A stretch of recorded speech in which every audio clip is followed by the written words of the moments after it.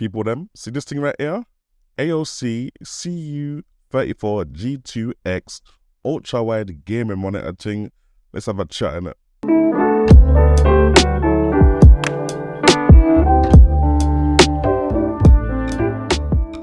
Yes, what's good, people? It's man like Jamo. Now, before man goes any further, obviously, let me shout out the guys at AOC for sending down this bad boy monitor in the first place for me to quickly check and see what's really good.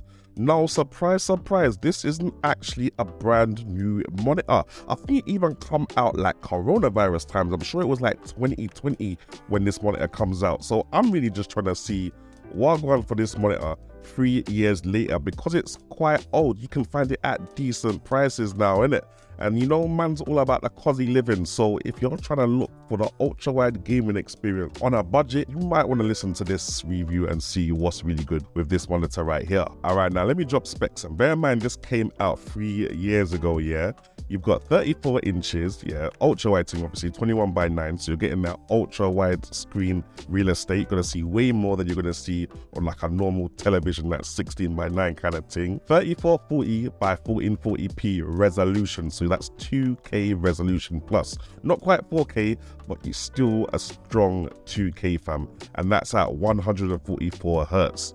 Most people can't even push AAA games at 2K 144 Hertz, depending on whether you've got the latest graphics cards or not. So for me, that's a nice little combination they've got inside this monitor with 1 millisecond response time, so everything's happening mad fast and thing like that, you understand? Oh, and also fam, they put me on with this little, what is it, fam, GM 530 gaming mouse and a little mouse mat thing to put into the setup with the monitor. So let's get the setup set up and show you what I want.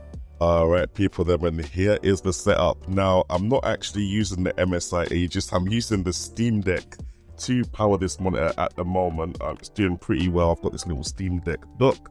I'll show you guys that in another video. It's pretty sick though. It just does everything it needs to do. Anyway, back to the monitor. Yeah, no, it looks decent. What I usually try and do with these monitors is look at the viewing angles. So you can see it from that side and you can see it from that side. Focus on the color of the blue, fam. You notice that the color of the blue doesn't really change no matter what angle you're looking at the screen from, it. And the fact that it's curved does help with that as well. It got a bit of glare there, but it's also quite a decent quality monitor, fam. So yeah, no matter what angle you're sitting at, or if people are looking at the monitor with you, you should all be able to get quite a decent picture. Furthermore, I'll just show you how the monitor can twist and turn. So obviously you got the swivel left and right, that's all nice and cool. You've got the tilt, yep, tilt up, and also, oops, it can be tilted down. Oh, tilted down to a certain extent. I might have to show you this from the side so you can appreciate how much it's tilted. 1 second. Right, here's the monitor.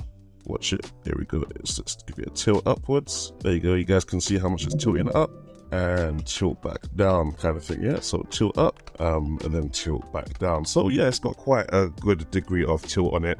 Last but not least, the teabagging test.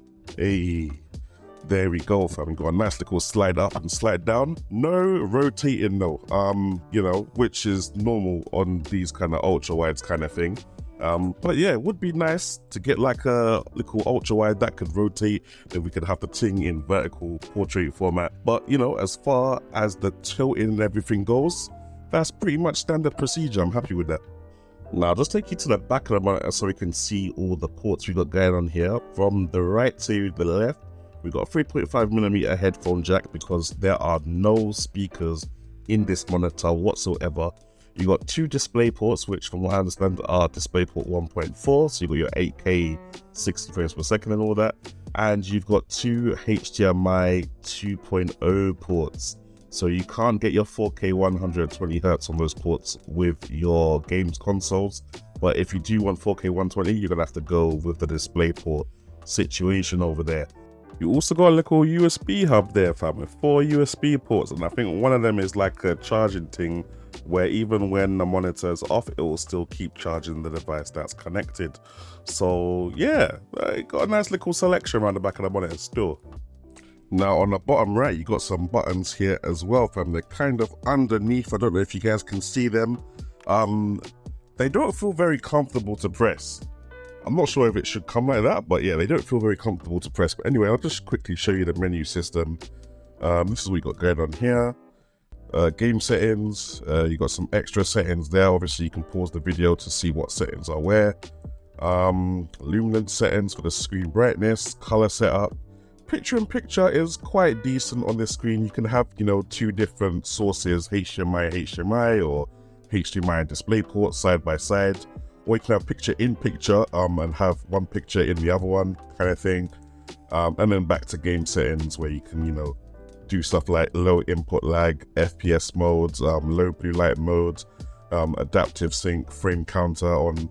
I think you can even press a button and get like a, there we go, yeah, you can get like a on-screen target kind of thing for whatever game you need that in. You know what, guys, I can't lie, when I first heard I was receiving a monitor, a gaming monitor that is 3 years old, I didn't see how it would be relevant in today's date kind of thing. However, I then clocked that people don't upgrade their gaming monitors every year like they do with other PC peripherals like RAM or like, I don't know, GPUs and thing like that, fam. Your gaming monitor is here to stay until you're trying to, I don't know, go to a higher resolution or a higher refresh rate, fam. For example, if you got a 4K gaming monitor, why are you gonna buy a new gaming monitor? Like 4K is as high as you're probably going for now. Unless you've got a graphics card that can push 8K, then you can go for an 8K monitor. But then once you got the 8K, when are you gonna need to upgrade your monitor again? You're not gonna, innit? And that's the situation with this. I feel like this monitor was ahead of its time when it came out, fam. Car, how you telling me it came out 3 years ago? It came out cheaper than most of the competition. 144Hz high refresh rate, like I said, 2K resolution, ultra wide, 21:9. The panel looks sharp because when man is playing games, as you can probably see in the B-roll right now, it don't have a speaker, but it does have 2 HDMI ports and another 2 display ports, which means your Nintendo Switch, your PlayStation is getting plugged in, and you can plug in probably another 2 PCs with the display port kind of thing. Like that's for me, that's just mad. That's a lot in a monitor. That is not crazy amounts of money, fam. Like around the 300 to 400 price mark we're saying nowadays, even under 300 if you look hard enough, guys. Fam, I'm just telling you my experience playing games on this monitor and doing my content creator workflows, fam. Like I had no issues in it, fam. It felt like a brand new monitor for me. In fact, if I was told that this monitor was released like recently, I would believe it, fam, because with the 2K resolution, with the high refresh rate, it's still very much relevant even at today's date, 3 years later. Only thing that kind of annoyed me actually, and I'm going to go into that now, is the buttons on the menu selector. Like they were just doing a madness pressing them. They weren't very responsive. It just made using the built-in menu system on the monitor a hassle, fam, which means going into like picture-in-picture mode, going into picture-by-picture mode, even though they are useful, it's just long to have to fight with the poor buttons they've got built into this monitor. Would have been nice to have a speaker as well for those that don't have a speaker.